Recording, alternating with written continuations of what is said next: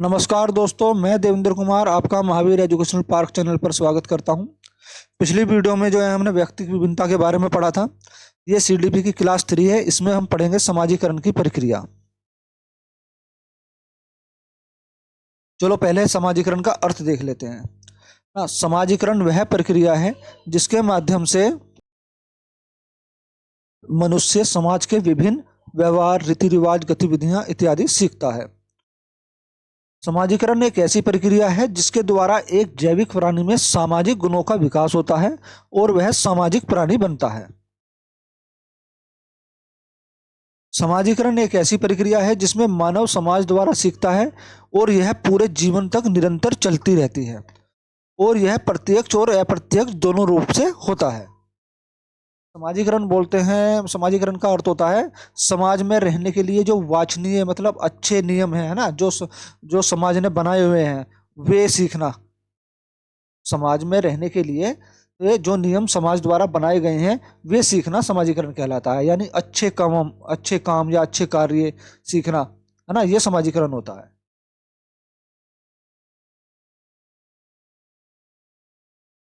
समाजीकरण की परिभाषाएं। ग्रीन ग्रीन के अनुसार समाजीकरण वह प्रक्रिया है जिसके द्वारा बच्चा सांस्कृतिक विशेषताओं, आत्म एवं व्यक्तित्व को प्राप्त करता है। टीचर के शब्दों में समाजीकरण वह प्रक्रिया है जिसके फलस्वरूप व्यक्ति सामाजिक व्यवहार को स्वीकार करता है और उसके साथ अनुकूलन करता है।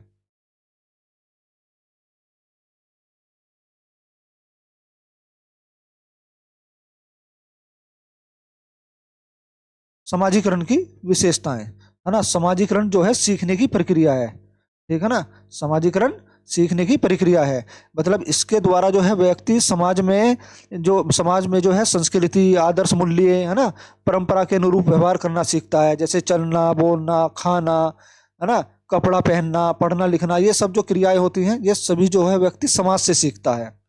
और मतलब कहने का है जैसे समाज में सभी प्रकार की जो क्रिया होती को सीखना जो है वो समाजीकरण नहीं कहलाता, है ना।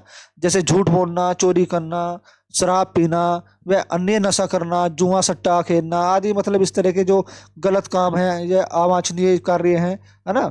मिलावटखोर, काला बाजारी, आपराधिक प्रवृत्ति को बढ़ाने देने वाली क्रिया जो होती हैं ये समाजीकरण नहीं कहलाती हैं, ठीक है ना। ये सीखने के नकारात्मक पक्ष है। समाजीकरण होता है वांछनीय कार्य, वांछनीय काम सीखना, है ना, जो समाज के नियम के द्वारा बनाए गए हैं, समाज में बनाए गए हैं, है ना, अच्छे कार्य सीखना, वो समाजीकरण कहलाता है। समाजीकरण एक निरंतर प्रक्रिया है। निरंतर मतलब एक तरह से कह सकते हैं समाजीकरण की जो प्रक्रिया है व्यक्ति के जन्म से लेकर मृत्यु तक रहती है ना। व्यक्ति जीवन पर्यंत तक सीखता है, जब तक जिंदा रहता है, जन्म से लेके जब तक जिंदा रहता है व्यक्ति जब तक कुछ ना कुछ सीखता ही रहता है ना। यही समाजीकरण है और समाजीकरण एक निरंतर प्रक्रिया है, ठीक। अनुकरण अनुकरण से प्रभावित होता है। एक तरह अनुकरण को कह सकते हैं कि समाजीकरण की प्रक्रिया में जो है अनुकरण का विशेष महत्व होता है ना। इसमें जो है बालक अपने परिवार, पास पड़ोस या साथियों से, दोस्तों से और दूसरे मतलब संगठनों से प्रत्यक्ष या अप्रत्यक्ष रूप, दोनों रूपों से कुछ ना कुछ जो है सीखता रहता है और उनके व्यवहारों का अनुकरण करता है। अनुकरण से मतलब नकल करना, है ना, उनके व्यवहारों की नकल करना। मतलब जैसे भाई किसी का कोई गुण पसंद किसी को आ जाए, वो गुण अपने व्यवहार में शामिल करना अनुकरण कहलाता है ना। तो इस प्रकार से जो है व्यक्ति जो है सामाजिक व्यवहार और गुणों को सीखता है जो समाजीकरण की प्रक्रिया को सरल बना देते हैं, ठीक है ना। समाजीकरण जो है आत्मसात की प्रक्रिया है। आत्मसात से मतलब समाजीकरण की प्रक्रिया के द्वारा एक व्यक्ति अपने समाज के सांस्कृतिक मूल्यों को, है ना, प्रतिमानों को तथा स्वीकृत व्यवहार, जो स्वीकृत का मतलब होता है मान्यता प्राप्त, जो समाज में मान्य है ना, उन व्यवहारों को आत्मसात, आत्मसात मतलब अपने व्यवहार में शामिल कर लेना, है ना, व्यवहारों को आत्मसात कर लेता है। यह सब उसके व्यक्तित्व का अंग बन जाता है। व्यक्तित्व मतलब उसका व्यवहार में जब शामिल हो जाता है तो वो इस चीज को अपने व्यवहार में शामिल करके दूसरे लोगों के सामने जो है प्रदर्शित करता है, ठीक है ना। ये होता है आत्मसात, किसी चीज को अपने अंदर शामिल कर लेना, अपने गुण में अपने व्यवहार में मिला लेना, ठीक है। ये होते हैं आत्मसात की प्रक्रिया। समाजीकरण के उद्देश्य। समाजीकरण के चार उद्देश्यों को जो है ब्रूम ने, है ना, ब्रूम ब्रूम है, ब्रूम, चार उद्देश्य का उल्लेख जो है ब्रूम तथा सेलजनिक ने किया। तो समाजीकरण के चार उद्देश्य का उल्लेख किसने करा? ब्रूम और सेलजनिक ने।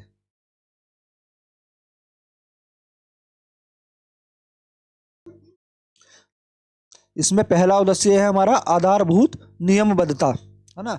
इसमें क्या होता है कि व्यक्ति का जो है सामाजिक जीवन जो है वो सुचारू रूप से, सरल रूप से चलता रहे। इसके लिए जो समाज में कुछ अनुशासन और नियमों का होना बहुत ज़्यादा जरूरी है। समाजीकरण का जो प्रमुख उद्देश्य होता है ना, वो अनुशासन एवं नियमबद्धता का उत्पन्न करना ही है, ध्यान रखना, ठीक है ना। समाजीकरण का जो प्रमुख उद्देश्य है व्यक्ति में अनुशासन और नियमबद्धता उत्पन्न करना है। अगला उद्देश्य है हमारा इच्छाओं की पूर्ति करना, इच्छाओं की पूर्ति। इसमें जो है समाजीकरण जो है नियमबद्धता के अंतर्गत जो है व्यक्ति की इच्छाओं की पूर्ति भी कराती है। समाजीकरण व्यक्ति की इच्छाओं की पूर्ति भी कराता है। समाजीकरण में पुरस्कार, है ना, अपने आप इच्छाओं की पूर्ति करने में सहायक होता है, ठीक है। पुरस्कार जो है, स्वयं पुरस्कार जो है अपने आप इच्छाओं की पूर्ति करने में सहायक होता है। तीसरा उद्देश्य है इसमें सामाजिक भूमिका का निर्वाह, सामाजिक भूमिका का निर्वाह करना।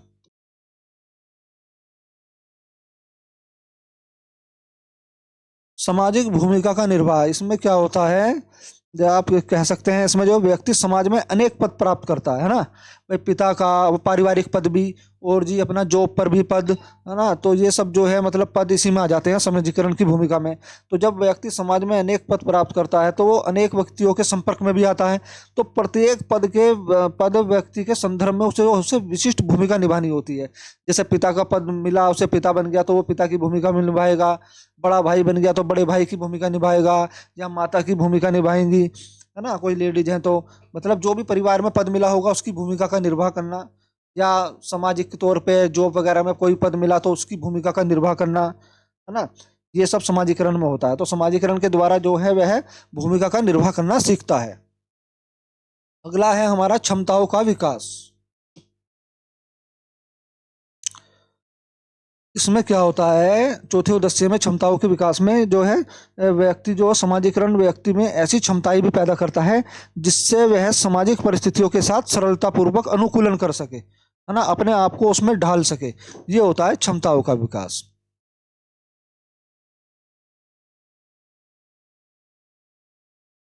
समाजीकरण की प्रक्रिया में शिक्षक की भूमिका, देखिए समाजीकरण की प्रक्रिया में शिक्षक की क्या भूमिका होनी चाहिए। सामाजिक आदर्श का प्रस्तुतिकरण, इसमें क्या है, एक शिक्षक को जो है ना कक्षा से अलग, इसके अलावा भी खेल के मैदान में, है ना, या किसी खास मौके पर किसी आयोजन के समय सांस्कृतिक गतिविधियों को कराना, साहित्यिक क्रियाओं को कराना, है ना, विद्यालय के उत्सवों में मतलब सब में जो सामाजिक आदर्शों का प्रस्तुतिकरण करना चाहिए जिससे बच्चा कुछ सीख सके किसी को अपना आदर्श मानकर, ठीक है ना। सामाजिक आदर्श का मतलब है, सामाजिक आदर्शों का प्रस्तुतिकरण करने से मतलब है कि किसी आयोजन में किसी जैसे मतलब महापुरुष की जो है अनुकरण करना, है ना, उसमें नाटक बनाना, इस तरह की क्रिया करानी चाहिए। तो ये सामाजिक आदर्श का प्रस्तुतिकरण होता है। तो इसमें शिक्षक की जो बहुत अहम भूमिका होती है। अब चलते हैं हम अगले तरफ, विद्यालय परंपराओं की स्थापना। इसमें क्या होता है, विद्यालय परंपराओं की स्थापना में जो है मतलब कहने का, प्रत्येक विद्यालय के अपने अपने आदर्श उद्देश्य नियम होते हैं, कुछ परंपराएं होती है ना, हर विद्यालय की अपनी अपनी, जिनके अनुपालन से छात्र एक से मतलब छात्र जो है एक अपने आप को उसका सदस्य समझता है ना। तो इन जो विद्यालयी परंपराओं को जो कराने की स्थापना का जो कार्य है ना, वो शिक्षक ही कर सकता है। भाई जैसे शिक्षक छात्रों को यह भी ज्ञान दे सकता है कि बड़ों का सम्मान जो है हमारे विद्यालय की परंपरा है और इसका पालन मतलब इसका पालन आपको करना चाहिए, है ना,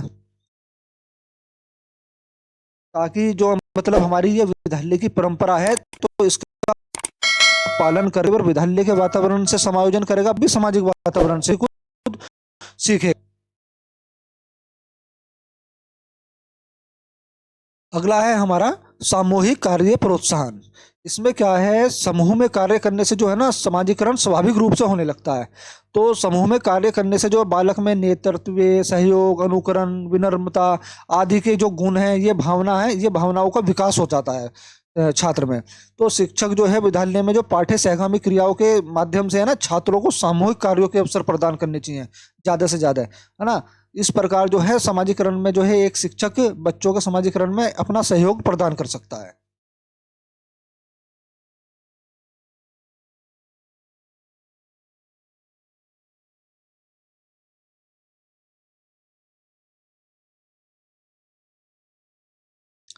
हमारा अगला वो है शिक्षक का आदर्श व्यक्तित्व।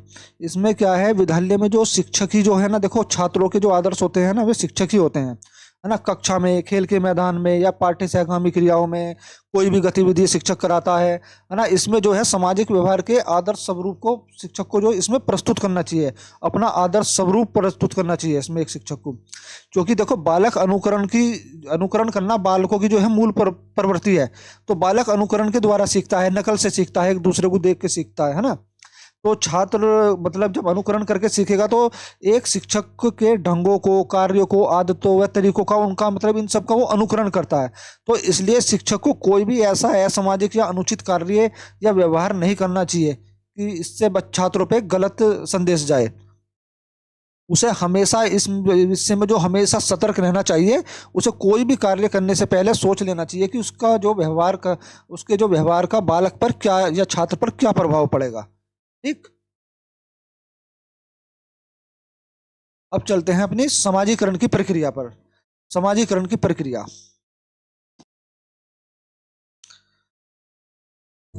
इसमें जो है सहसावस्था जो होती है 0 से 6 वर्ष की होती है। ध्यान रखना, इंपॉर्टेंट पॉइंट है कि सहसावस्था का समय कितना होता है। तो 0 से 6 वर्ष तक जो है सहसावस्था कहलाती है।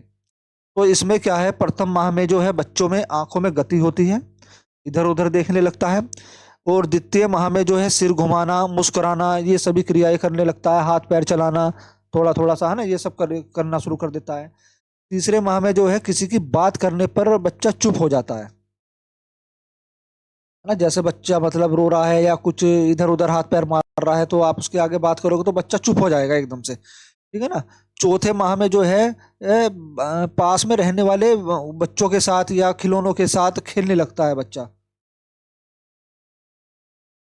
ठीक है। और 5वें माह में जो है पास रहने वालों के साथ खेलने लगता है। तो हो गया सॉरी 5वां माह। 5वें माह में जो है बच्चा हंसने और डांटने में अंतर समझने लगता है ना। 5वें माह में बच्चा बच्चा जो है हंसने और डांटने में अंतर समझने लगता है कि हाँ ये काम जो गलत है, मतलब ये मुझे डांट रहे हैं, है ना, ये अंतर कर जाता है बच्चा। और छठे माह में जो है बच्चे में विद्रोह की भावना आ जाती है। विद्रोह की भावना कैसे, मतलब जैसे चश्मा खींचना, आपने उसको गोदी में ले रखा है तो चश्मा खींच लेगा, या कानों में ईयरफोन लगा रखे हैं तो वो खींच लेगा, है ना। ये होती है विद्रोह की भावना 6ठे माह में।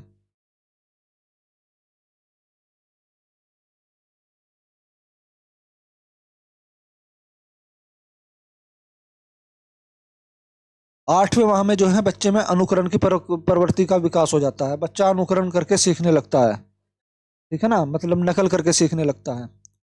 और 1 वर्ष में जो है परिवार के साथ मिलजुल कर रहना शुरू कर देता है। जब बच्चा 1 वर्ष का हो जाता है तो परिवार के साथ घुल मिल जाता है। 2 वर्ष में बच्चा जब होता है तो वो हल्का फुल्का सहयोग करना शुरू कर देता है परिवार के कार्यों में, ना। जैसे भाई बच्चे से कह देते हैं कि चलो भाई बेटे वो पेन लेना आना, तो बच्चा पेन उठा के ले आएगा। कॉफी मंगा लो, या मतलब कुछ भी बच्चे से जो हल्का फुल्का सहयोग जो बच्चा समझता हो तो वो काम जो बच्चा करने लगता है।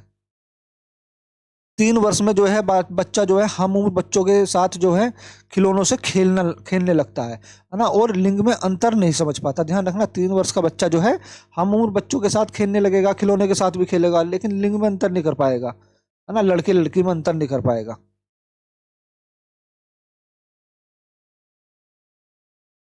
अगली अवस्था होती है बाल्य अवस्था, है ना। ये 6 से 12 वर्ष तक चलती है। इसको जो है ना सुप्तावस्था, अवस्था, स्फूर्ति अवस्था, है ना, ये भी बोलते हैं। और भी इसके बहुत सारे नाम हैं।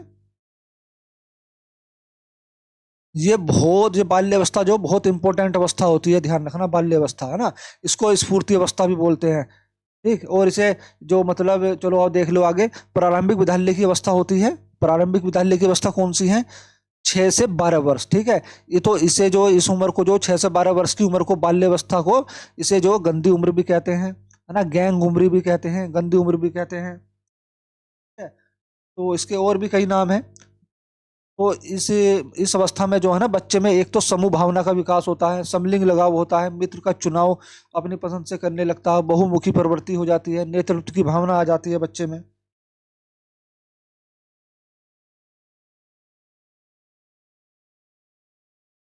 स्वीकृति चाहने की भावना का विकास हो जाता है बच्चे में इस उम्र में, है ना। खेलों द्वारा समाजीकरण होना शुरू हो जाता है बच्चे का। अगली अवस्था है हमारी किशोर अवस्था, होती है 12 से 18 वर्ष की होती है।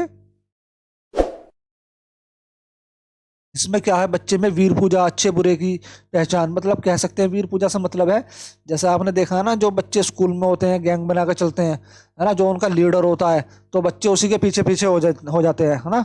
देखा होगा ना आपने। तो उसको बोलते हैं वीर पूजा, मतलब बच्चा ऐसे लोगों से जुड़ने की कोशिश करता है जिसका कुछ मतलब रुतबा हो, है ना। रोबदार, मतलब रोबदार दोस्तों से संपर्क करने की कोशिश करता है, उनसे दोस्ती बढ़ाने की कोशिश करता है। तो इसे बोलते हैं वीर पूजा, अच्छा बुरा। मैत्री भाव का विकास, इसमें जो है बच्चे में जो है मित्रता का विकास होता है। ठीक है। सामाजिक चेतना का विकास,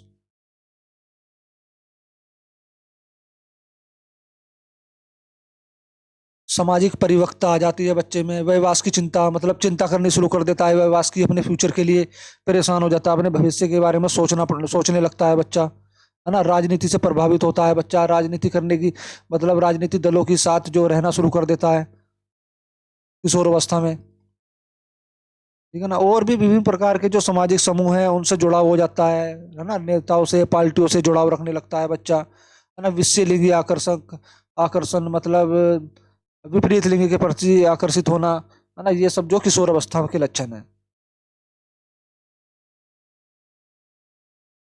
अब चलते हैं समाजीकरण को प्रभावित करने वाले कारक। समाजीकरण को जो प्रभावित करने वाले कारक है उसमें परिवार जो है पहला कारक है ना। परिवार पहला और सक्रिय अनौपचारिक कारक है। ठीक। परिवार जो है कैसा है, पहला सक्रिय अनौपचारिक कारक है समाजीकरण को प्रभावित करने वाला। और ये परिवार जो है पूरी जिंदगी को प्रभावित करता है ना। परिवार प्रमुख कारक है, ध्यान रखना इस बात का। तो इसके अंतर्गत जो आती है, मतलब आदतें, संस्कार, साफ सफाई, सहयोग, परोपकार, मानवता आदि, है ना, परिवार के अंतर्गत आती है ये। तो इसमें जो है बच्चा सक्रिय, प्राथमिक, पहला अनौपचारिक कारक है, ध्यान रखना। सक्रिय या पहला, प्राथमिक, प्राथमिक मतलब पहला, अनौपचारिक कारक कौन सा है समाजीकरण को प्रभावित करने वाला, परिवार। हम उम्र बच्चे, सहकर्मी, समूह या साथी, है ना। हम उम्र बच्चे, सहकर्मी, दोस्त, मतलब है ना, साथी, ये भी समाजीकरण को प्रभावित करते हैं। और यह भी अनौपचारिक सक्रिय कारक है, लेकिन पहला अनौपचारिक सक्रिय कारक परिवार ही है। ठीक है ना। अब आ जाते हैं विद्यालय की तरफ। विद्यालय में जो है, विद्यालय समाजीकरण को प्रभावित करने वाला पहला औपचारिक, ध्यान रखना, ये औपचारिक है, ये अनौपचारिक है। ठीक। सामाजिक विद्यालय जो है समाजीकरण को प्रभावित करने वाला पहला औपचारिक कारक है। इसमें जो है मतलब बच्चा जो सीखता है, इसमें जो है समय की पाबंदी, है ना, समानता, समूह भावना, उत्तरदायित्व, दूसरों का आदर करना, जिम्मेदारी, लेन देन, सक्रिय, ये सब जो है हमारे औपचारिक कारक में आते हैं।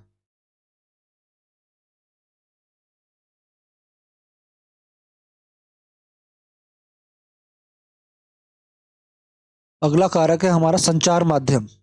संचार माध्यम जो है ये अनौपचारिक कारक है, और समाजीकरण को सबसे ज्यादा प्रभावित करने वाला अनौपचारिक कारक है। ठीक है ना। संचार माध्यम, इसमें जो है एक तरह से कह सकते हैं जनसंचार के साधनों में जो रेडियो, टेलीविजन, सिनेमा, समाचार पत्र, पत्रिकाएं, फोन, इंटरनेट, ठीक है ना, और ये आदि लिंक तथा सामाजिक रचना आते हैं इनमें जो है संचार माध्यम में। ठीक है ना। ये सबसे ज्यादा प्रभावित करता है समाजीकरण को। ठीक है ना। बच्चे जो सबसे ज्यादा प्रभावित इसी से होते हैं, संचार माध्यम से। ठीक है ना। इसमें समझ गए ना कौन कौन से साधन है जनसंचार के, रेडियो, टेलीविजन, सिनेमा, समाचार पत्र, पत्रिकाएं, इंटरनेट, फोन, है ना, ये सब जो है सामाजिक रचना में आते हैं। अगला कारक है हमारा पालन पोषण। पालन पोषण में क्या है कि जो है मतलब पालन पोषण जो है माता पिता किस प्रकार करते हैं बच्चों को, है ना, पालन पोषण किस प्रकार किया जाता है बच्चों का, इसका प्रभाव बालकों की सामाजिकता पर पड़ता है, क्योंकि बालक को जो बिना किसी भेदभाव के पाला जाता है और एक जिन बालकों को समानता के आधार पर पाला जाता है ना, तो उनकी सामाजिकता में अंतर जो है अंतर जरूर होता है। ठीक, ये होता है पालन पोषण। आर्थिक स्थिति।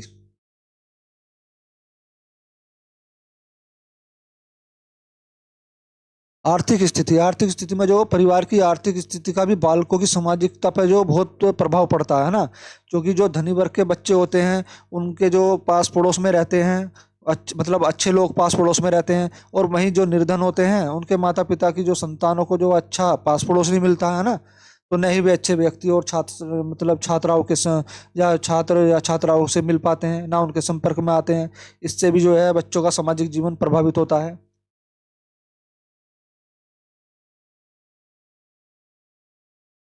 आखिरी कारक है हमारा समाजीकरण को प्रभावित करने वाला लिंग, है ना। लिंग के आधार पर देखो भेदभाव सबसे ज्यादा होता है ना।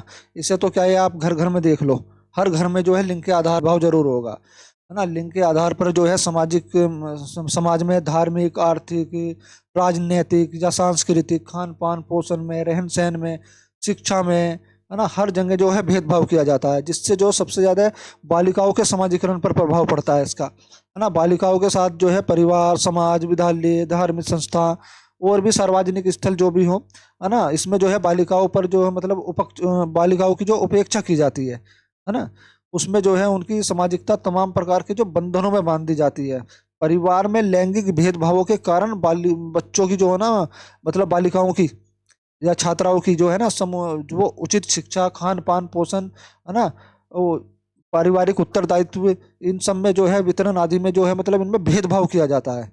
कार्य वितरण का मतलब है कार्य बांटने में कि किससे कौन सा काम कराना है, बच्चों से कौन सा नहीं, है ना, तो इनमें भेदभाव किया जाता है।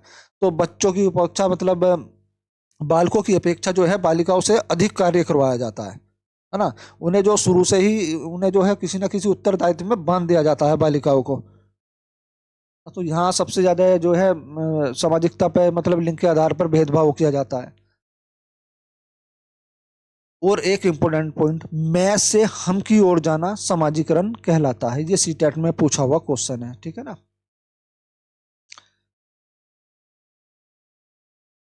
देखिए, अगर आपको हमारी वीडियो जो पसंद आई हो तो प्लीज सब्सक्राइब, लाइक, शेयर जरूर करें, है ना, और साथ में बेल आइकन जरूर दबा लें। धन्यवाद।